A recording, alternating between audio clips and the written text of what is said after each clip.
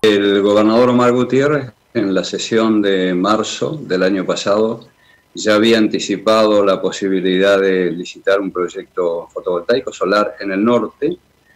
Esto es básicamente en la zona del Alamito, frente a la Villa Curileubú, ahí a 20 kilómetros de Chosmalal. Como bien decías, el martes vamos a hacer la publicación en el boletín oficial para poder licitar este proyecto, que va a ser de 1 megavatio. Se va a construir con recursos propios de ADI provenientes del reciclado de lo que produce Vientos Neuquinos. O sea, Vientos Neuquinos nos produce algunos cánones vinculados a la localización y a lo que fue el desarrollo del proyecto.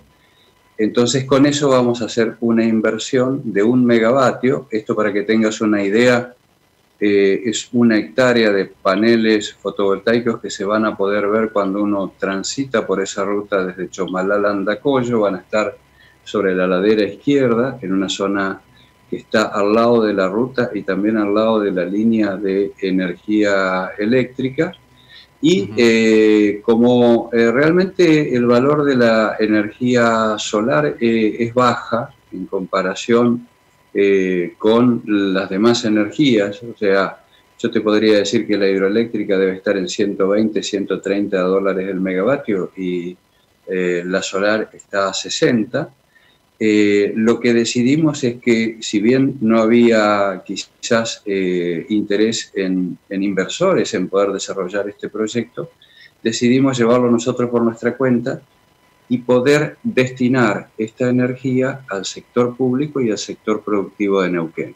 Así que estamos en contacto con la justicia neuquina para que los edificios de la justicia, que son en general de gran dimensión, y también la salud a través de sus hospitales o las escuelas en el sector de educación, pudieran abastecerse con lo que es la energía solar. Por otra parte, me parece importante decirte que eso va a ser la primera etapa. Va a ser mucho más rápida. Habías mencionado en noviembre iniciar las obras. En realidad, lo que vamos a hacer es licitar el martes. Las propuestas se van a recibir en 2 meses, vamos a evaluarla en 1 mes, y la construcción es en 6 meses, o sea que en noviembre estaría en marcha ya el proyecto construido, totalmente terminado, y para que pudiera también ser no solamente un generador de energía eléctrica, sino también un destino.